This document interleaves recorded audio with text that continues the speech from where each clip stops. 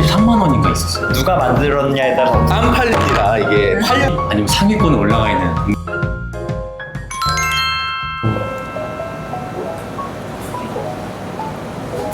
안녕하세요. 콤파스 채널에 오신 걸 환영합니다. 오늘은 커피에 대한 이야기를 저희끼리 조금 편안하게 이야기를 나눠보려고 하는데요. 먼저 각자 소개 부탁드릴게요. 네, 안녕하세요. 저는 콤파스에서 로스팅 그리고 원두 총괄하고 있는 이세현 팀장이라고 합니다. 반갑습니다. 안녕하세요. 콤파스에서 무역 업무 담당하고 있는 김재천입니다. 감사합니다. 안녕하세요. 저는 콤파스 커피에서 생도 소싱과 QC 담당하고 있는 송호석이라고 합니다. 반갑습니다. 네. 인도네시아 산지를 또 방문하고 또 인연이 되셨는지 궁금합니다.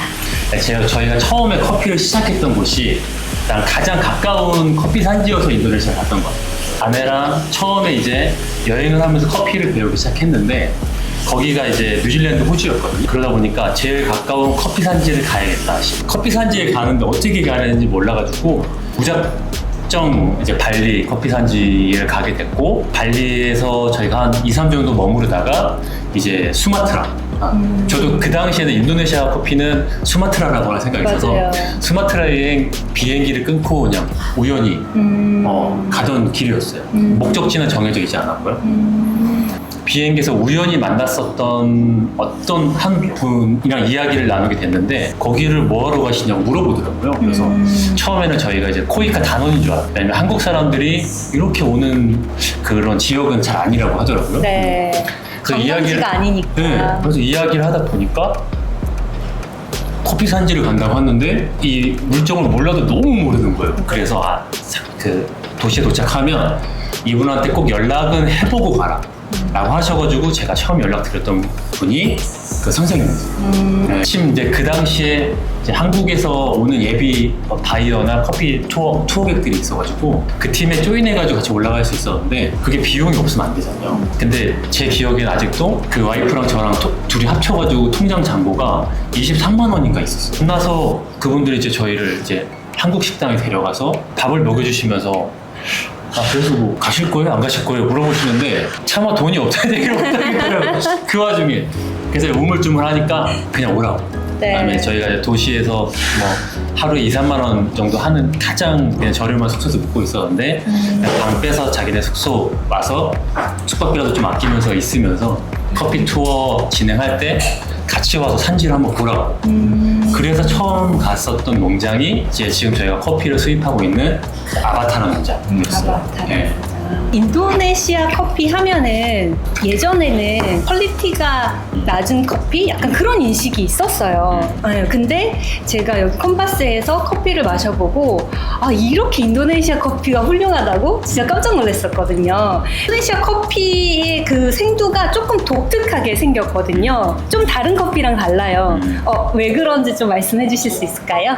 네, 웨털 커피를 제일 먼저 소개할 수 있을 것 같은데 어쨌든 인도네시아 커피의 시그니처라고 저는 생각하거든요. 네, 그 나라에서만 주로 많이 하고 있고 아니면 그 나라에서 새롭게 시작된 그런 것들이 시그니처라고 생각을 하는데 기후적 특성 때문에 웨털 커피는 커피가 다 건조되기 전에 파치먼트를 벗겨낸 다음에 나머지 건조를 생두 상태에서 하는 그런 거를 웨털 커피라고 하거든요. 그러다 보니까 이제 젖어있는 상태에서 파치먼트를 벗기다 보니까 벗기는 과정에서 손상되는 것들이 좀 있어요. 선별되지 않은 커피들이 그대로 수입되면 우리가 예전에 과거에 많이 봐왔던 뭐 만델링 웨털 커피 정말 고를 게 너무나 많은 커피들이 많았는데 이제는 뭐 저희가 수입하는 커피들을 보면 그렇지 않거든요. 네, 선별이 잘 돼서 트리플 픽, 뭐 포픽까지 해서 오면 거의 제로 디펙트에 가깝게 깨끗하게 오기 때문에 인도네시아에서만 맛볼 수 있는 그런 가공 방식, 결국엔 독특한 맛으로 이어지는 그런 시그니처 커피라고 저는 생각하고 있어요. 웨털 가공 방식이라는 게 기후 환경 때문에 그렇다고 하셨잖아요. 인도네시아 기후 환경이 어떤가요? 인도네시아가 굉장히 큰 나라예요. 네. 네, 저희가 생각하는 것보다 인구도 많고 면적도 넓고 동에서 서까지 굉장히 넓게 펼쳐져 있는 나라인데 제가 경험했던 인도네시아는 수마트라라고 하는 섬에 그 중에서도 가장 서쪽에 가요 지역과 만델링 지역 밖에 없기 때문에 제가 경험한 게 사실 인도네시아 커피를 대변하지 않는다는 거는 네. 감안하시고 들어주시면 될 것 같아요. 네네. 제가 2016년도에 처음 갔을 때는 5월 달에 지금 한 달 정도 있었고 9월, 10월 이렇게 2달 정도 더 있었거든요. 하루에 한 번씩 정말 신기하게 비가 왔어요. 안 오는 날도 없었고 네. 하루에 비가 2번 오는 날도 거의 없었던 것 같아요. 매일 3시에서 한 5시 정도가 되면 늘 그렇게 비가 오더라고요. 날씨는 굉장히 더운데 정기적으로 비가 내렸고 이거는 저지대인 그 메단 도시뿐만 아니라 커피 산지에 올라가서도 비슷했어요. 그래서 산지에 올라가 보면 이제 이 프로세싱장에 그때는 비닐하우스 있는 프로세싱장이 많지 않았거든요. 그러면 비가 이제 올 것 같으면 사이렌이 울리면 일하던 사람들이 다 나와가지고 네. 커피 걷어가지고 안으로 들어가 아침에 다시 빼서 이렇게 말리고 그래서 이 지역은 다른 나라에 비해서 굉장히 습한 기후를 갖고 있고 건기랑 우기랑 구분이 뚜렷하게 돼 있지 않다 보니까 커피를 건조하기가 되게 어려운 환경이구나. 인도네시아에서 메털 가공 방식이 네. 이런 기후 조건에 적응하기 위해서 농민들이 선택했었던 하나의 어떤 아이디어, 방법이 아니었을까라는 생각을 하게 됐던 것 같아요. 제가 갔던 곳은 발리와 자바섬 동쪽이었어요. 근데 여기도 마찬가지로 매우 습하고 너무 더워서 어디만 좀 걸어가면 또 비 오고 또 비 오고 그래서 뭔가 아무것도 할 수 없었는데 이런 것들로 미루어 봤을 때 우리가 알고 넘어가야 되는 상식 한 가지가 있는데 커피가 이제 처음에 에티오피아에서 처음 발견됐다고 하는데 에티오피아가 매우 건조한 기후였기 때문에 물로 씻는 게 필요가 없었거든요. 근데 네. 누구도 이 세상에서 워시드 커피가 어디서 처음 탄생했다 이런 건 아무도 모르거든요. 네. 어떤 문헌에도 남아있지 않기 때문에 그래서 어쩌면 인도네시아의 것이다 라고 보는 시각이 되게 많아요. 왜냐하면 인류학적으로 봤을 때 예멘에서 출발한 커피가 여러 중남미로 전파되기 이전에 훨씬 더 역사적으로 인도네시아에 먼저 전파됐는데 대표님 얘기했던 것처럼 그렇게 습한 기후에 체리를 따서 널어놓는다는 자체가 말이 안 되거든요. 그러면 합리적인 의심으로 봤을 때 지금 우리가 생각하는 워시는 아니겠지만 물로 씻어내는 과정 자체가 인도네시아에서 시작된 게 아닌가 생각해 볼 수 있습니다. 그렇군요. 인도네시아가 약간 우리나라하고 뭔가 비슷한 게 있나요? 정서적으로 되게 가깝게 있는 나라일 수도 있어요. 음식으로도 이제 우리가 이름만 들면 아는 나시고랭, 뭐 미고랭, 그다음에 뭐 른당 이런 게 있어요. 네. 배낭여행자들이 뽑은 이제 음식 순위가 있거든요. 세계 여행을 하면서 어디 나라 어느 음식이 제일 맛있었냐라고 하면은 늘 1, 2위 아니면 상위권에 올라가 있는 음식이요. 우리가 거부감 없이 먹을 수 있는 음식들이 굉장히 많이 있습니다. 근데 인도네시아 커피의 그 품종들이 좀 이름이 좀 독특한 것 같아요. 그게 다른 나라 그 커피 품종하고 같은 건가요? 아니면 인도네시아만 있는 건가요? 그 커피 품질하고도 좀 연관이 있는 것 같은데 인도네시아는 커피 협회 뭐 중앙에서 뭔가 딱 컨트롤하고 뭔가 연구하고 농가들한테 보급하고 이런 것들이 많이 활성화되어 있지는 않은 것 같아요. 농장에 가서 이 농장 커피가 맛있었는데 이 커피 어떤 품종이야? 물어보면 그거를 아는 농부는 별로 없고 당황스럽죠. 네. 농부들은 당연히 자기가 심은 걸 알아야 되는 거 아니야 라고 했는데 네. 모르더라고요. 같은 동네에서 맛있는 커피가 낫다더라. 그러면 거기 씨앗 좀 달라고. 포마시에서 해오거나 아니면 가다가 이렇게 따가지고 심거나 네. 뭐 이제 그런 것들도 좀 일상적으로 있는 것 같아요. 너무 이런 일이 네. 너무 많아요. 다른 나라들도 네. 너무 많아서 뭐 다른 나라 예를 들어서 뭐 인도네시아에 있는 친구가 뭐 다른 뭐 유명한 뭐 에티오피아에 뭐 여행을 갔다 뭐 잘 가지 못하겠지만 근데 가면 이렇게 길가에 있는 나무에서 씨앗을 따다가 주머니에 넣어놨다가 이쪽은 얘가 제프 이쪽은 하라 이렇게 했다가 이게 심는 거예요. 그러면 이게 거기서 온 거긴 하지만 이게 무슨 품종인지 알 수 없는 그런 사례가 너무 많아서 맞아요. 저희 아버지도 복숭아 농사를 잠깐 하셨는데 네. 품종을 모르세요? 아무튼 인도네시아에도 또 들려오는 이야기에 의하면 그리고 제가 가서 들은 이야기에 의하면 뭐 티피카도 있고 뭐 옛날의 역사를 거슬러 올라가다 보면 그 인류 최초의 블렌딩 커피라고 했던 모카자바라고 하는 이야기가 나오는데 그럼 결국에는 자바섬이라는 곳에서 나타난 품종이 무언가가 섞였다라고 하는 이야기가 있는 것처럼 전통적인 품종은 다 있는 걸로 알고 있어요. 예전에 그 에티오피아 그 남서부 지역에서 가까운 커피를 우리나라 대한민국의 옛날 이름이 조선인 것처럼 에티오피아의 옛날 나라 이름이 아비시냐인데 그거를 그냥 품종 이름으로 썼었던 거고 그쪽에 있었던 품종이 뭐 1920년대에 네덜란드의 그 식물학자가 그 품종을 가지고 자바섬에 가져가서 이제 심었던 네. 커피를 이제 우리는 그걸 자바라고 부르고 이거를 이제 유전자 검사를 해보니까 아비시니아라고 하는 품종의 가족이다 라고 이야기를 하더라고요. 그러니까 지금은 오히려 인도네시아에서 자바 품종 찾기는 쉽지 않아요. 오히려 인도네시아에서 그 자란 그 품종이 중남미로 건너가서 자라는 자바 품종은 쉬운데 저는 인도네시아 가서 자바 품종을 특히나 이제 스마트폰에서는 한 번도 본 적이 없어요. 아. 자바섬에도 자바 품종이 없어요? 지금도? 근데 그것도 애매한 게 사실 자바섬에서 자란 품종을 자바라고 부르는 게 문제가 있을까요? 예를 들어서 게이샤가 이름이 붙여지게 된 게 에티오피아의 게이샤 숲이라고 한다면 자바섬에서 지금 자라고 있는 품종을 자바라고 부르는 거에 누가 돌을 던지겠습니까? 그래서 그런 논리를 보자면 그렇지만 전통적인 자바는 다 없는 걸로 알려져 있죠. 왜냐하면 그것도 역사적인 이유가 있는 건데 인도네시아가 아라비카 산업이 엄청 번성했다가 한번 완전 쫄딱 망하게 되는 계기가 있었는데 그게 로야라고 하는 질병 때문이에요. 입에 생기는 곰팡이병 때문인데 그것 때문에 자바가 다 죽었죠. 엄밀히 따지면 티피카 계통의 품종들은 다 죽었다고 생각하면 되겠고 그걸 이제 국가 차원에서 복원하려고 전략적으로 로부스타를 심은 거예요.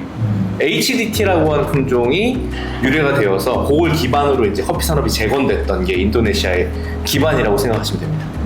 HDT가 뭐예요? HDT 뭐죠? 하이브리드 디티모르. 그렇죠.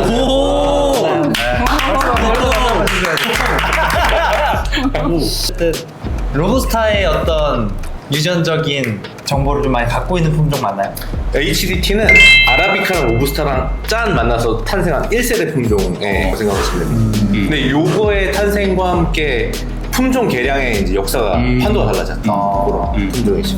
그리고 아까 인도네시아에서 티피카 품종이 다 사라졌다고 하셨는데 제가 듣기로는 고산지대에서 그 살아남은 그런 티피카가 또 있다고 들은 것 같아요. 네. 맞나요? 저도 이제 이야기로 들었는데 네. 그 인력병이 돌아도 사실 모든 전역에 있는 아라비카 커피가 다 죽진 않았을 건데 인력병 때문에 이제 커피밭을 갈아엎고 뭐 차를 심거나 아니면 다른 작물을 전환하는 사례들이 있잖아요. 근데 그때 뭐 미처 베어내지 않은 어떤 나무들이나 남아있는 어쨌든 후손들이 있어요. 네. 베르겐달이라고 해서 네덜란드어로 계곡과 계곡 사이라는 뜻이에요. 그래서 이 임록병이 휩쓸고 지나갔을 때 임록병을 피해서 살아남았던 어떤 그 아라비카 우리가 생각하는 그 티피카 계열이라고 생각하는 그 커피들의 후손이 좀 남아있고 그 커피가 근데 지금 가요에는 되게 소량 남아있어요. 우리 현지 서플라이어한테 티피카 커피를 좀 더 많이 사고 싶다라고 했는데 자기가 아는 선에서는 1년에 200kg가 구할 수 있는 최대라고 하더라고요. 농부들 입장에서 보면 티피카를 아무리 열심히 잘 키워도 기본적으로 생산량 자체가 적은데 티피카라 그래서 값어치를 더 쳐주는 바이오를 만나는 거는 굉장히 쉽지 않았기 때문에 제가 농부라고 하더라도 이렇게 열심히 가공한 건데 일반적인 커피랑 똑같은 가격에 팔리면 저라도 좀 안심할 것 같은 생각이 들더라고요. 그래서 그런 커피가 있으면 그런 것들을 잘 발견하고 그 가치를 조금 더 한국에서 잘 만들어서 소비자한테 소개할 수 있으면 현지에서도 조금 더 다양한 커피 품종을 심는 농부들이 좀 늘어나지 않을까. 커피하는 사람들은 이거 티피카를 찾아야 돼. 티피카를 보존해야 돼. 근데 이게 가장 큰 문제점은 안 팔립니다. 이게 팔려야 이게 생수가 도는 건데 그게 결국 수익이 나서 다시 한번 생수에 투자를 할 수 있는 그런 사이클이 이루어져야 되는데 티피카 안 팔립니다. 이거 보고 계신 여러분들은 티피카를 구매해 주셔야 앞으로도 다른 나라에서 결국 티피카가 또 나게 되고 그게 도는 거라고 보시면 되는데 안 팔리는 게 가장 큰 문제라고 저는 생각해요. 로스터 입장에서 커피를 고르다 피카라고 하는 품종을 만나게 되면 굉장히 전통적이고 오래된 품종인데도 불구하고 기대감이 있거든요. 그래서 저희 콤파스에서 인도네시아 임록병을 숨어서 살아남은 그 부르겐달 티피카 품종을 생두로도 원두로도 만나보실 수 있어요. 아 진짜요? 아, 꼭 한번 경험해 보시기를 추천드립니다. 네, 콤파스에 티피카 품종이 있다고 합니다. 여러분 꼭 참고해 주세요. 그리고 그 외에 이제 우리가 커브 오브 엑셀런스라는 게 있어요. 들어보셨어요? COE. 커브 오브 엑셀런스. 저희가 COE라고 부르는데 COE 간략하게 좀 설명해 주시겠어요? 커버 오브 엑슬런스는 커피 오스카상이라고 하는 닉네임을 갖고 있어요. 그래서 올해 생산된 커피 중에 누가 맛있나를 하는 대회라고 생각하시면 되겠습니다. 인도네시아도 COE가 열린 적이 있죠. 네. 다른 나라 이제 COE에 입상한 커피 품종들을 보면 이제 우리가 많이 들었던 게이샤, 버번, SL28 이런 유명한 품종들이 있는데 인도네시아는 봐도 이거 뭐야? 그 인도네시아 현지에 있는 친구들한테 물어보면 실질적으로 정의된 어떤 품종 이름이 아니라 얘네들이 현지에서 붙인 이름이더라고요. 그래서 제가 인도네시아에서 되게 맛있게 먹었었던 커피에 대한 기억이 있는데 그 품종을 물어보니까 시가라르 우땅 이런 거예요. 시가라 무슨 뜻이야? 물어보니까 빚을 갚다라는 뜻이에요. 빚을 갚는다. 빚을 갚다. 만달링에 그 엄청 큰 호수가 하나 있거든요. 바다 같은 호수가 있는데 거기 남부 지역에 이제 바딱 쪽이라고 하는 민족이 살아요. 그 지역 그 민족의 말로 빚을 갚다라는 뜻인데 이 품종을 심으면 보통은 커피가 심은 다음에 3년 지나고 4년 지나고 이제 결실을 들여서 수확을 막 할 수 있는데 이 커피는 1년 반 지나면 그때부터 막 수확을 할 수 있는 거예요. 그 다음에 수확량도 엄청나게 많아요. 네. 그래서 이걸 빨리 심으면 우리가 빨리 빚을 갚을 수 있는 품종이다라고 해서 품종의 이름으로 만들었더라고요. 근데 이런 사례가 온두라스에도 있어요. 온두라스에 보면 국가기관에서 개발한 품종 중에 렘피라라고 하는 품종이 있는데 들어봤어요. 온두라스의 화폐 단위가 렘피라예요. 화폐 단위를 품종으로 붙였다는 건 돈을 벌 수 있다라고 하는 걸로 농부들이 알고 있어서 사실 이 시가라우 땅이나 렘피라나 이런 관점으로 커피를 보는 나라들이 많을 거예요. 아마 이름을 붙이는 정도는 아니더라고요. 이번에 인도네시아에서 들어온 커피들에 대해서 조금 더 얘기를 해볼까요? 지금 콤파스에서 판매하고 있는 인도네시아 커피가 되게 여러 가지인데요. 일단은 아까 말씀드렸던 시그니처라고 할 수 있는 웨털 커피. 웨털 커피도 지금 3가지인가요? 네, 브루니텔로, 네. K, 마디 네. 이렇게 3가지가 있고 그 웨털 커피는 카테고리가 같기 때문에 맛의 큰 결은 비슷하지만 만든 사람들의 어떤 성향에 따라서 또 미묘한 차이를 갖고 있어서 그 커피들 누가 만들었냐에 따라서 어떻게 맛이 조금씩 달라지는지 맛보는 것도 재밌으실 것 같고 그리고 이제 인도네시아 커피도 뭐 워시드, 내추럴 뭐 요즘 트렌디한 뭐 카보닉 메서레이션 다 하거든요. 네. 그런 결의 커피들도 다 하나씩 가지고 있어요. 내추럴 계열인데 카보닉 메서레이션 이 커피는 정말 저희 시그니처라고 할 정도로 많이 사랑받고 있는 커피라서 정말 강력하게 추천드리고 저희가 품종별로 좀 나뉘어요.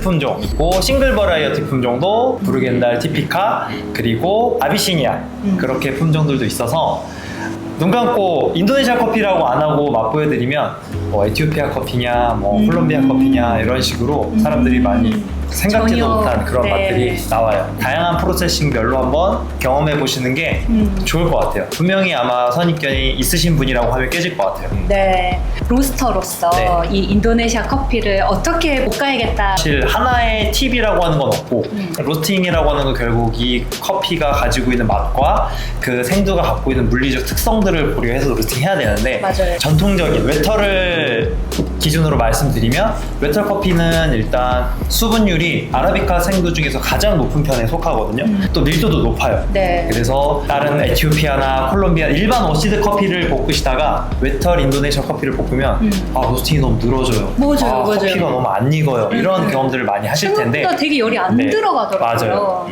웨털 커피를 다크 로스팅을 많이 하는 이유도 그 부분 때문일 확률이 높아요.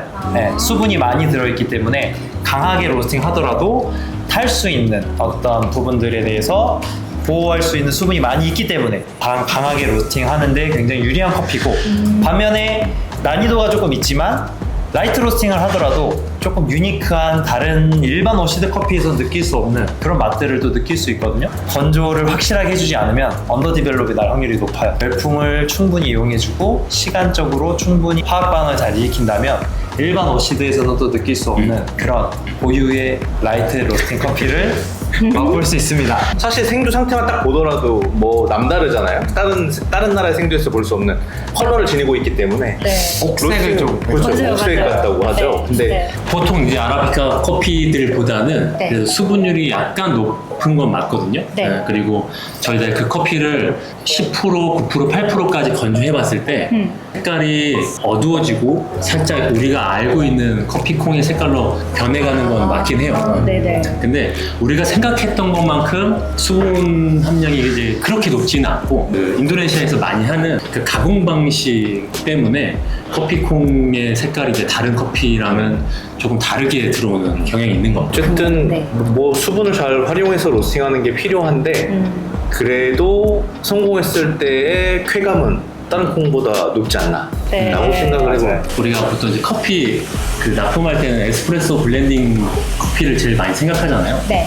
근데 이제 저희도 이제 로스팅을 하는 회사로서 생각해보면 대체 불가한 커피들이 있는 거예요. 예를 들어서 블렌딩에 에티오피아 커피가 들어가는데 에티오피아 커피가 올해 만약에 수입이 안 돼. 그러면 커피 맛을 변하지 않고는 맞아요. 대체할 수 있는 산지가 없는 거예요. 맞아요. 그런 관점에서 보면 인도네시아 커피를 블렌딩에 쓰고 계신다고 하면은 네. 인도네시아 커피가 빠졌을 때 대체할 만한 커피를 찾기가 쉽지 않습니다. 아, 그래요? 제가 생각하는 가장 가까운 산지가 케냐 커피인 것 같긴 한데 네.